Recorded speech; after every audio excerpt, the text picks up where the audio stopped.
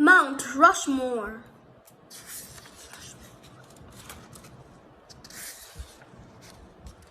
A big idea for America. In the early 1900s, the United States of America was warning fast. Many people were settling in the West, but many more had not yet visited the area. In 1924, a member of a South Dakota historical society had an idea. He thought a huge memorial carved from rock would bring visitors to the area, and he knew just the sculptor for the job. He asked an artist named Gottson Borglum to help. Borglum suggested a memorial that would show faces of the American presidents. After a year of searching for the right place to carve a memorial, he found Mount Rushmore. It was in an area called the Black Hills. The area had a special kind of rock called granite that was good for carving. An American message. Borglum thought about which president's faces should be carved into the rock. He wanted to show the strength of America through each person. First, he chose George Washington because he was the first president. Second, he chose Thomas Jefferson because he purchased land from France that doubled the size of the United States. Third, he chose Abraham Lincoln because he led the country during the difficult Civil War. Finally, he chose Theodore Roosevelt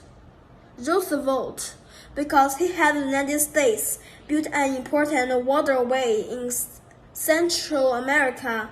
This waterway, the Panama Canal, made travel faster between the Pacific and the Atlantic Oceans. Roosevelt was also a special choice because he had a home in South Dakota,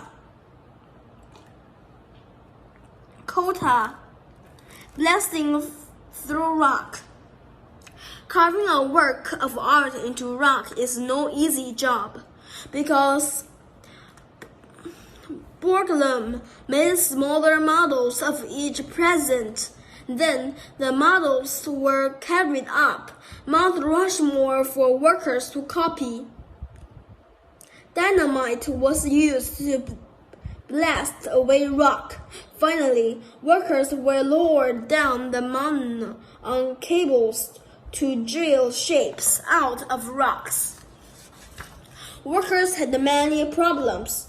One day, they blasted an area of rock over Thomas Jefferson's nose. The workers found a split in the rock, so the position of the Jefferson's head to the changed. The crack was patched and now falls across Jefferson's cheek instead of his nose, where it could break. A tough job pays off. Other problems had to be overcome. When carving Mount Rushmore, the United States had hard times during a period called the Great Depressions. During this time, there was not much money for the memorial. Work had to stop many times and then restart when more money was raised. During the Depression, When many Americans could not find work, the 400 crew members were happy to have jobs. The Mount Rushmore Memorial took 12 years to complete. Crews spent a few more years on finishing touches. Sadly, Brooklyn died before the final touches were finished. Mount Rushmore today. Mount Rushmore was changed over the year. Roads have been built to lead visitors to the memorial. A special theater was also built at the bottom of the mountain.